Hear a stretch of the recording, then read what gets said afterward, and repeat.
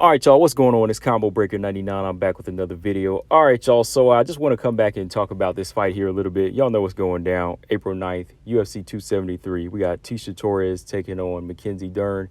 And I just kind of wanted to come back, come over here and do a video and just kind of give you my thoughts on the fight because, we talk about the strawweight division. I mean, we actually talk about the flyweight division a lot lately, but I just want to let y'all know, look, I'm still looking at the strawweight division. I mean, that's where it all started for me, in the very beginning, as far as, just getting a lot of good talent, exciting fights made, right?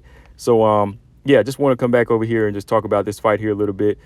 We got Mackenzie Dern taking on Tecia Torres. As y'all know, Mackenzie Dern, she's number 5 right now, and Tecia Torres is number 7, right? So this is a good fight for Tecia Torres to fight up.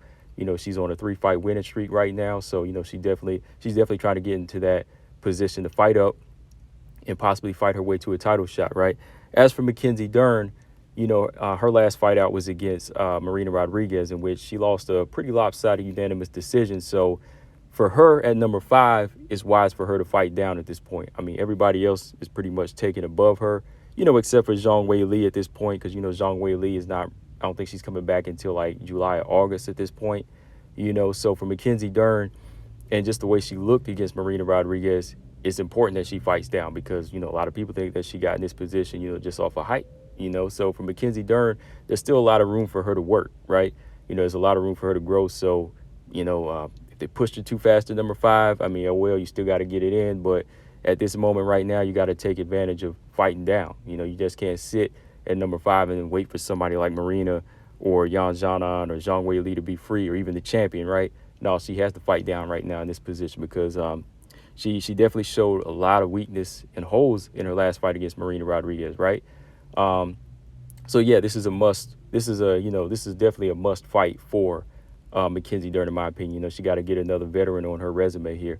As y'all know, Tecia Torres, a while back, she was on a 4-fight losing streak. I got to bring that up because, she definitely took on a good string of hard fighters, champions, and, she was still able to stay in the game. She didn't get mentally broken or physically broken or in any of these fights, So this is actually another video coming. I want to drop a video and just talk about Tecia as a whole, being one of the toughest in the strawweight division. Because, like I said, went on a 4-fight losing streak, came back, broke that 4-fight losing streak with a 3-fight win streak now. She defeated Brianna Van Buren, Sam Hughes, and recently Angela Hill in a rematch. Now, granted, those fights are nowhere on the level of the fighters that she had lost to, but those are good confidence builders for her. And, she could work on some things and make some good improvements that, that she needed.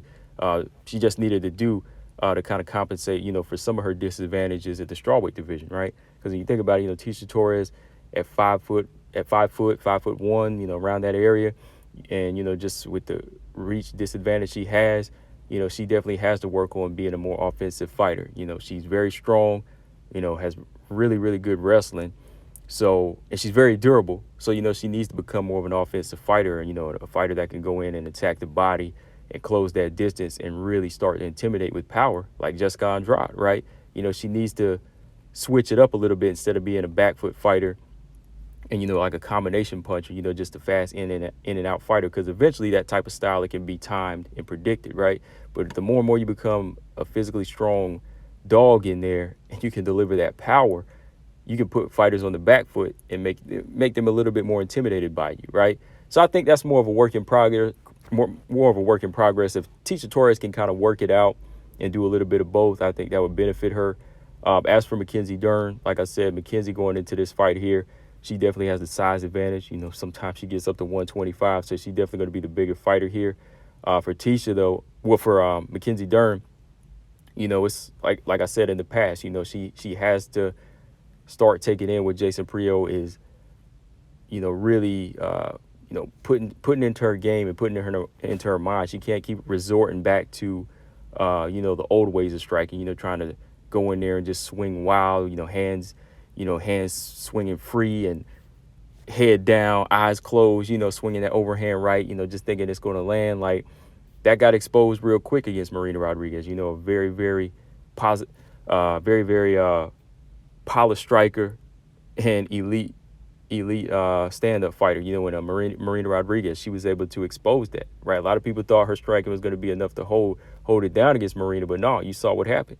So in this fight here against Tecia Torres, she's got to be a little bit more patient. You know, she's got to fight behind a good long jab, depend on straight strikes, don't keep trying to swing for the fences, and, you know, start thinking about timing, you know, mixing it up. Stop just looking for the knockout punch. You know, I think Mackenzie Dern, ever since she dropped ABC, you know, she's kind of been believing or over believing in that power. You know what I mean? So it's got to just be down to precision for Mackenzie Dern, precision and timing right now.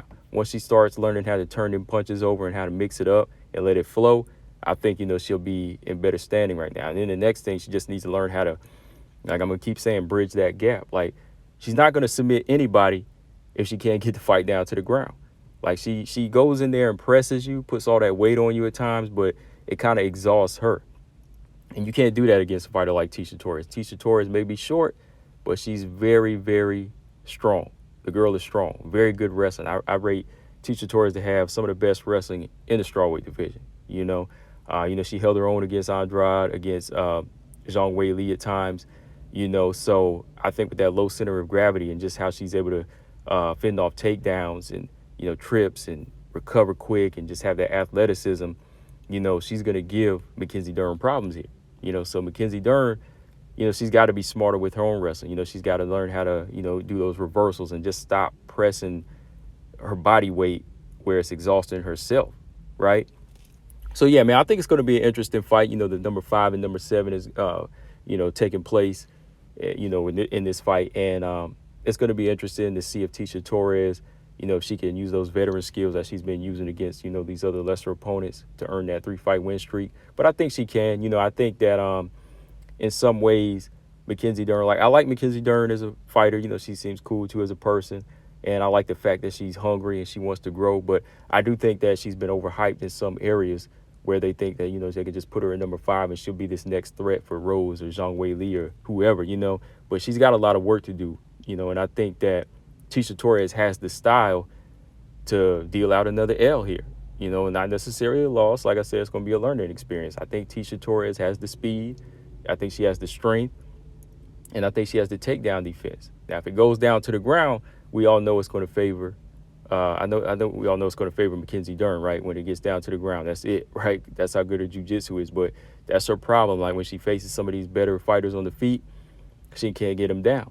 You know, that's what it's all about. Ibas, Rodriguez, and so on. Like, can't get her that. If you can't get them down, you know, she's going to drown, right? So we'll see. This ain't my full-on prediction right now. I just kind of wanted to talk about the fight with y'all a little bit because I know everybody wants to hear me talk about some more strawweight fights here, which I will. I know Ibas and Waterson is up, so I'll do a video talking about that as well. But I just wanted to talk about this because I like this fight. You know, this is one of the strawweight matchups I was calling for as well. You know, after all these other fights got made, I said, okay, Tecia Torres done went on a nice little 3-fight win streak. It's time to fight up now, right? So give her Mackenzie Dern. You know, Jan Janon's taken.